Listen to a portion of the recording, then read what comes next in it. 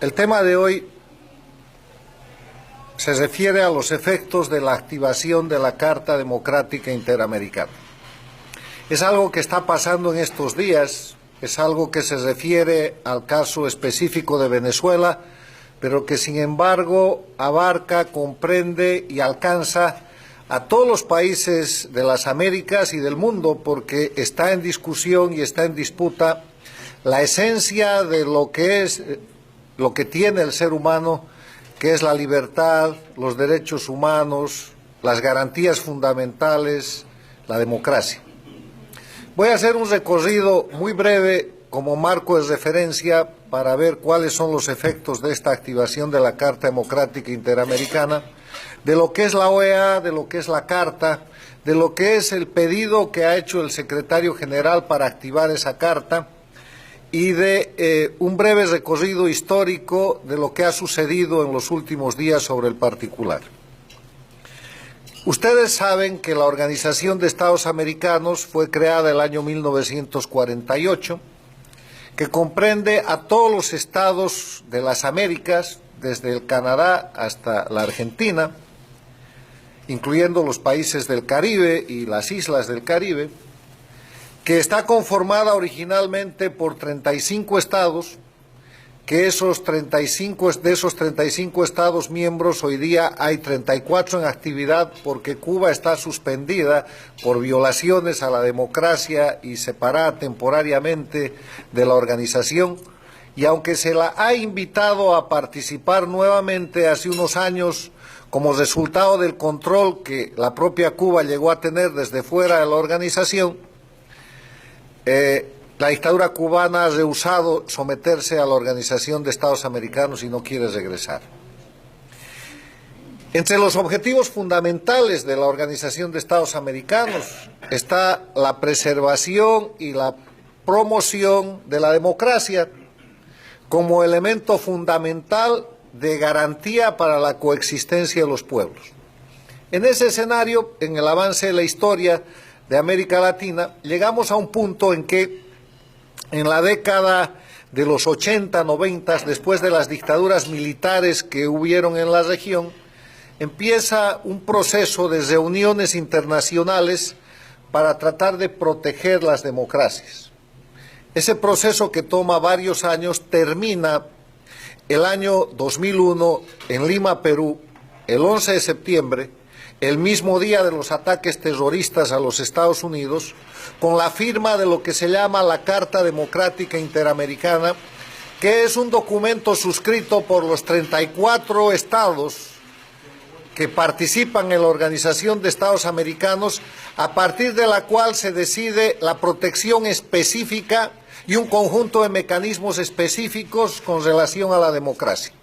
Uno de los avances importantes de esa carta es que ratifica que la democracia no solamente es una condición de los pueblos, sino que es un derecho de todos los habitantes de las Américas, y que en su artículo 3, en vez de dar una definición de la democracia, establece los elementos esenciales de la democracia, que enuncia que, entre otros, son el respeto a los derechos humanos y las libertades fundamentales, el acceso y el ejercicio del poder con sujeción al Estado de Derecho, la división y la independencia de los poderes públicos, la celebración de elecciones libres, periódicas, basadas en el sufragio universal y secreto como base de la soberanía de los pueblos, y la existencia de pluralidad de organizaciones y partidos políticos.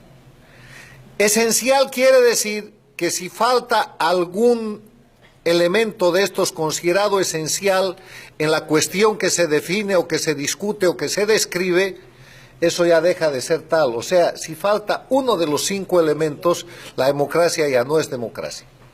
Ese es el contexto teórico y además jurídicamente obligatorio para todos los estados americanos de la Carta Democrática Interamericana, que en sus artículos finales, artículo 19, artículo 20 y siguientes, prevé procedimientos para proteger la democracia.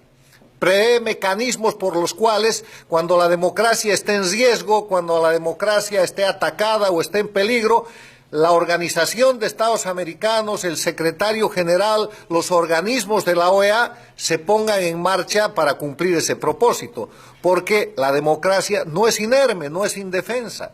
Más si existe una Carta Democrática, que es un instrumento obligatorio firmado, les reitero, por todos los países miembros en actividad por esos 34 países.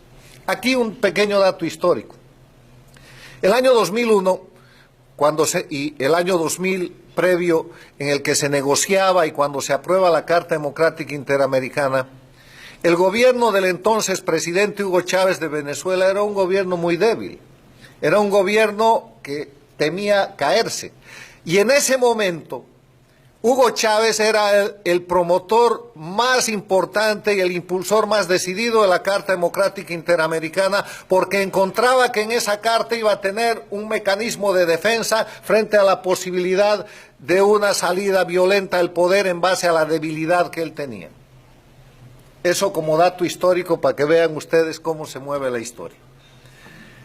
Bueno, lo que sucede es que, como conocemos también, a partir de la toma del poder de Hugo Chávez el año 1999 y de su alianza con la dictadura castrista, se produce un proceso político en las Américas que hoy día se ha terminado llamando socialismo del siglo XXI, pero que en verdad es castrismo puro, que lleva adelante la recreación del fundamento de la dictadura cubana y se expande por las Américas. Con el dinero de Chávez y bajo el liderazgo de Chávez, controlan muchos países, controlan Ecuador, la propia Venezuela, Bolivia, Nicaragua, influyen en la Argentina de los Kirchner, entran en Centroamérica y a través del petróleo venezolano controlan la voluntad y el voto internacional de los países del denominado Petrocaribe, que no es otra cosa que una organización de países del Caribe reunidos, entre otras cosas, en torno a la necesidad de recibir petróleo venezolano en condiciones económicas altamente favorables que les permite llevar adelante una situación de desahogo económico, pero al propio tiempo de dependencia internacional. Con esos instrumentos, además de controlar varios países en los cuales se instalan regímenes de corte castrista, como los que he mencionado, lo que sucede es que el socialismo del siglo XXI llega a controlar también la Organización de Estados Americanos, porque de los 34 Estados miembros llega a tener en determinado momento inclusive más de 20. En ese proceso nombran un secretario general, muy al principio, Insulza, un político chileno, que permanece 10 años como secretario general y que a partir de la función de secretario general de la Organización de Estados Americanos, en lugar de cumplir con los principios de la Carta de Bogotá, que es la Carta de Fundación de la OEA, en lugar de cumplir con la Carta Democrática Interamericana, se convierte en una suerte de cómplice primero y después de servidor subordinado de Castro y de Chávez, Castro de fuera de la OEA y Chávez manejando esos votos al interior de la organización para liquidar la democracia en varios países, para evitar la denuncia de la violación de los elementos esenciales de la democracia y para simular, esto es muy importante, hacer aparecer vía simulación como si fueran democracias a los gobiernos del socialismo del siglo XXI en Venezuela, en Ecuador, en Bolivia, en la propia Argentina, en Nicaragua, y tratar de expandir ese proyecto a casi todas las Américas. Ese es el escenario que se presenta, pero ese escenario cambia. Chávez muere y con la muerte de Chávez el liderazgo efectivo en lo político y en lo económico pasa a manos del castrismo. La dictadura más antigua de las Américas se convierte en el líder político de América Latina y además subordina a Venezuela en una especie de neocolonialismo y controla su riqueza petrolera, cosa que podemos observar hasta hoy día, y controla su voluntad política y establece e instituye al sucesor de Chávez con un conocido castrista cuya nacionalidad venezolana incluso está en duda, que es el actual gobernante de Venezuela, Nicolás Maduro. Lleva adelante ese proceso, lleva adelante ese escenario y Consolidado como el líder político de América Latina, el castrismo empieza a ejercer ese poder. Y desde fuera de la Organización de Estados Americanos tiene la mayoría y tiene el control de una organización a la que trataron de disminuir, de liquidar, creando otro tipo de organismos regionales como la CELAC, como UNASUR, que tenían el papel de reemplazar políticamente a la Organización de Estados Americanos. Pero sorpresa, como el modelo castrista es un modelo económicamente fracasado, fundado en la violación de los derechos humanos, en el atropello, empiezan a presentarse crisis económicas en el socialismo del siglo XXI que no son resultado solamente de la modificación de los precios de los commodities o de la baja del precio del petróleo, es el resultado del modelo fallido de economía de Estado centralista, totalitaria, dictatorial, abusiva y corrupta, que es el modelo castrista-estalinista, y que trasladado a Venezuela produce la quiebra de Venezuela, que trasladado al Ecuador produce la crisis del Ecuador, que trasladado a Bolivia produce crisis en Bolivia, que trasladado a la Argentina produce una situación de miseria. Y entonces se empieza a acabar el dinero y eso empieza a producir efectos políticos. Y entre los efectos políticos que se producen vemos pueblos hambrientos, vemos estado de necesidad, vemos reclamos sociales, copiando lo que pasa desde hace décadas en la Cuba castrista, que hoy día se reproducen, por ejemplo, en Venezuela, y que no tardarán en ocurrir si se insiste en ese tipo de modelo con las crisis de Ecuador, Bolivia y Nicaragua. Insulza se tiene que ir de la Secretaría General porque cumple 2 periodos y escogen un nuevo secretario general de la OEA con los votos del socialismo del siglo XXI a un hombre de izquierda, el que había sido canciller de José Mujica, presidente del Uruguay, y llega a la Secretaría General el doctor Luis Almagro. Pero sorpresa, este secretario general, como cualquier persona, tiene que tomar la definición, una vez ya en funciones, si va a cumplir la ley, si va a cumplir la doctrina internacional, si va a cumplir los principios y valores y las obligaciones que tiene, o si va a seguir el camino vergonzoso del anterior secretario general Insulza, que no cumplió con nada y que terminó en una situación de repudio y de vergüenza internacional una gestión tan larga. Y sorpresa de nuevo, el secretario Luis Almagro escoge por los principios y valores. Y en el marco de esos principios y valores no tarda en poner la vista en lo que es el proceso venezolano, esa situación de crisis económica, política, social, y cuando el pueblo venezolano, yendo a las urnas, le da a la oposición venezolana el control mayoritario y de la mayoría absoluta de la Asamblea Nacional, empiezan mayores problemas para el gobierno de ese país y para el sistema castrista en las Américas. Lo demás ustedes lo han estado viendo y escuchando por la prensa. Venezuela es un país con presos políticos, el preso más notable es sin duda Leopoldo López. Venezuela es un país con miles de exiliados políticos, el país que sigue por efecto de estas situaciones al número de exiliados cubanos es Venezuela. Podemos contar el exilio cubano por millones. El exilio venezolano se cuenta por cientos de miles. El exilio boliviano somos más de 1.200. El exilio ecuatoriano se cuenta por decenas, pero todos estos países producen esa situación. Y frente a la crisis venezolana, el secretario general Luis Almagro elabora un informe y decide apoyarse en la Carta Democrática Interamericana para hacerla cumplir y para respetarla, cumpliendo su obligación, demostrando una gran valía como persona, como jurista, como hombre de bien, pero cumpliendo su obligación, porque cualquier secretario general que se respete tiene que hacer eso. Ese es el mandato de las normas internacionales y de la Carta Democrática Interamericana y del sistema de la Organización de Estados Americanos.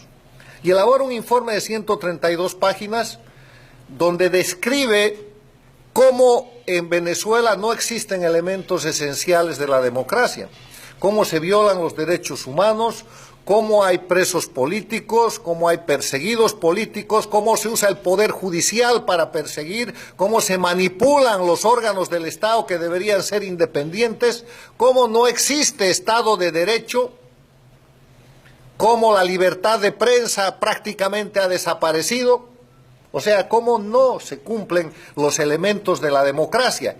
No lo dice, pero de la lectura se concluye cómo Venezuela es un régimen dictatorial en el modelo castrista. Y ese es su informe de 132 páginas, lo presenta en el mecanismo que establece la Carta Democrática Interamericana al Consejo Permanente y pide reunión del Consejo Permanente para activar la Carta Democrática. Y entonces empieza una larga secuencia de manipulaciones políticas de parte de la dictadura castrista tratando de evitar aquello. Primero buscan desprestigiar al secretario general. En segundo lugar, tratan de poner en marcha sus organismos parainstitucionales. UNASUR fracasa, CELAC fracasa. Inmediatamente aumentan la represión sobre el pueblo venezolano. Seguidamente se inventan un grupo de presidentes provenientes del denominado socialismo, liderados por el español Zapatero e integrados por el expresidente de Panamá, Torrijos, el hijo del general Torrijos, y el expresidente de Dominicana, Leonel Fernández, para que medien entre el gobierno no democrático de Venezuela, del dictador Maduro, y el pueblo venezolano y la oposición, tratando de evitar que se reúna el Consejo Permanente. Llegan al tope de las presiones cuando, reuniéndose la 46ª Asamblea General de la Organización de Estados Americanos en el mes de junio en República Dominicana, presentan un documento acusando al secretario general y usan la mayoría de sus votos para tratar de investigar al secretario general en lugar de someterse al cumplimiento de las normas de la organización. Pero pasa la asamblea y a la semana siguiente, el 23 de junio, es la fecha señalada para que en Washington, en la sede de la OEA, se reúna el Consejo Permanente. ¿Qué es el Consejo Permanente de la OEA? El Consejo Permanente de la OEA es simplemente una reunión donde cada uno de los 34 países tiene un representante. Un embajador que tiene el cargo de representante permanente de cada uno de sus países ante la OEA, y que todos viven y están permanentemente, como su nombre lo indica, en la OEA, para tratar los temas de emergencia y los temas de carácter permanente de la organización. Y el secretario general tiene la potestad de pedir que ese órgano se reúna y trate los temas que él propone. Entonces, el 23 de junio se reúnen para tratar este pedido de activación de la Carta Democrática Interamericana, y sorpresa, se opone Venezuela, se oponen los países del socialismo del siglo XXI, se opone el representante de Bolivia, el representante de Ecuador, el representante de Nicaragua, y llevan el tema a votación. Más sorpresa, el socialismo del siglo XXI pierde por 20 votos en contra, retiene solamente 12 a favor y tiene 2 abstenciones. Y los países que tienen los votos, que realizan los votos en contra, son los países del Petrocaribe, la República Dominicana, Dominica, Salvador, países Haití, que son supuestamente democráticos, pero que necesitan el favor del petróleo venezolano administrado por la dictadura castrista, que les llegue en condiciones especiales. Por eso esos votos se llaman los votos de la vergüenza, por eso esos votos se llaman los votos del soborno, del cohecho, y esos países han quedado en evidencia. Ocurrido esto, en ese escenario, toca ahora ir rápidamente al fondo de nuestra charla, que es muy breve. ¿Cuáles son los efectos de esa situación? Se verifica la reunión el 23 y se activa la Carta Democrática Interamericana. ¿Por qué se activa? Porque se empieza a aplicar en el debate, en la consideración, se lee el informe el secretario general presenta su informe, se lo distribuye entre los representantes permanentes, la canciller de Venezuela defiende al dictador Maduro diciendo que eso era un intento de golpe de Estado. Y eso es activar la Carta Democrática Interamericana porque la están considerando, el tema está en tratamiento, el tema está sobre la mesa. Y si bien esa reunión termina solamente con discusión, la Carta Democrática Interamericana ya está activada, ya está en aplicación, ya hay un informe sobre la mesa, ya hay un país acusado, ya hay un gobierno acusado, que es el gobierno de Maduro, jugando a la defensiva después de haber perdido más de 10 maniobras para evitar ese momento. La primera consecuencia es que la Carta Democrática está activada.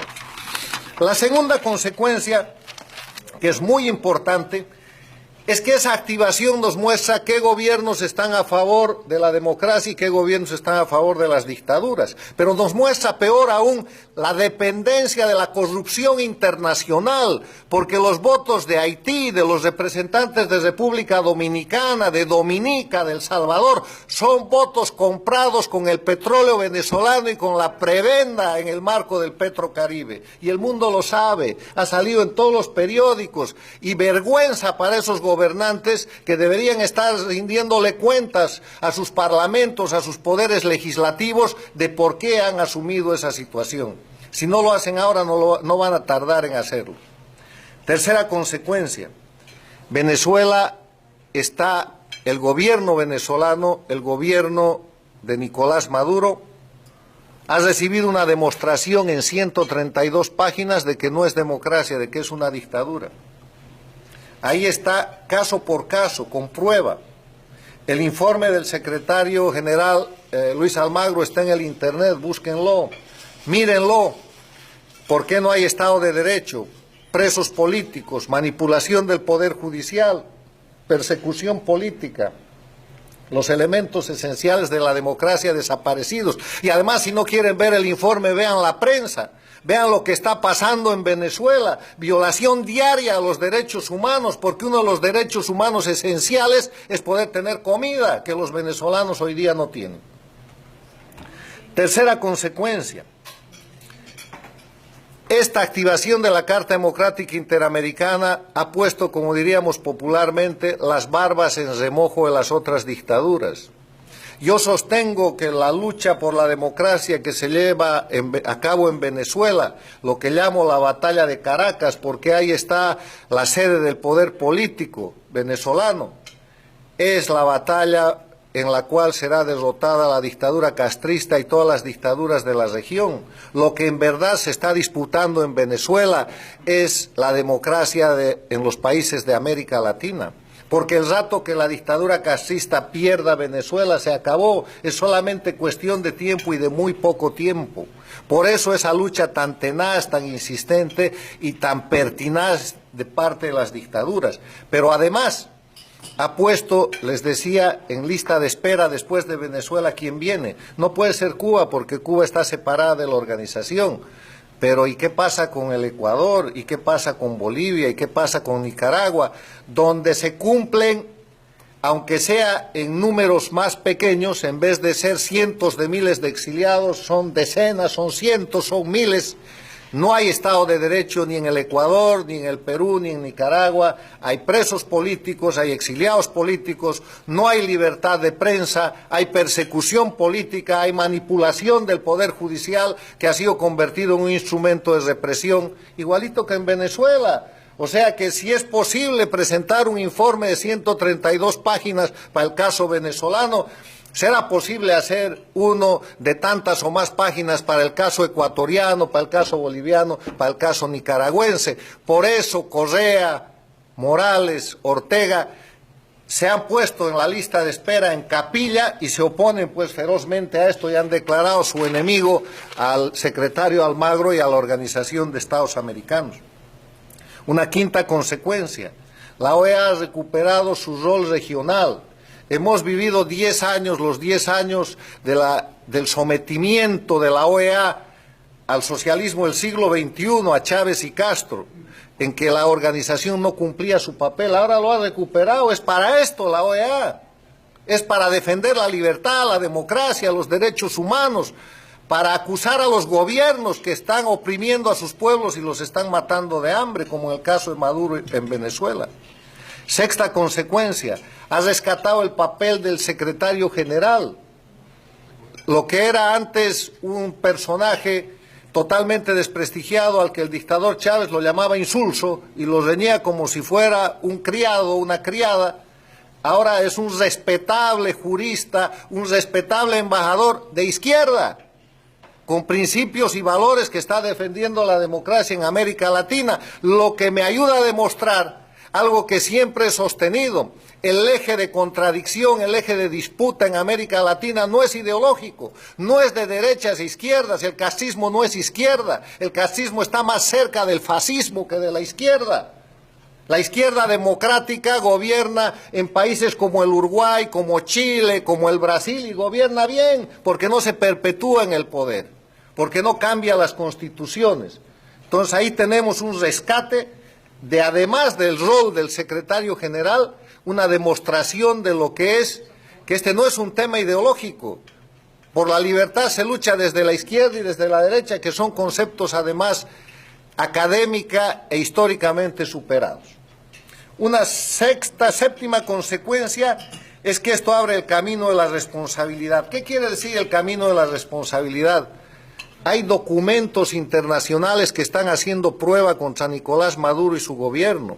Y hay una Corte Penal Internacional que funciona en Roma. Y la Corte Penal Internacional juzga, entre otros tipos de delitos, los crímenes contra la humanidad o crímenes de lesa humanidad. Y entre los crímenes contra la humanidad está el asesinato, la tortura, el encarcelamiento, la persecución por motivos políticos y los actos inhumanos. ¿Qué más inhumano puede haber que matar de hambre al pueblo venezolano? La gente que no crea en este tipo de cosas tiene que saber que el próximo paso para el dictador Maduro puede ser la Corte Penal Internacional por crímenes de lesa humanidad, porque la Corte Penal Internacional ya ha emitido sentencias contra dictadores de otros hemisferios, de otros continentes y de otros países que han oprimido y que han sometido en su momento a sus pueblos. Una octava consecuencia es que esto ha servido para mover la opinión pública mundial. Adicionalmente, ha fijado una meta concreta, que es la celebración del revocatorio de este año en Venezuela. Ha puesto a Maduro en el banquillo del acusado y ha mostrado a los pueblos de América Latina, y con esto termino, que hay la posibilidad, por raro que parezca, de salir de las dictaduras por mecanismos de la democracia. Muchas gracias.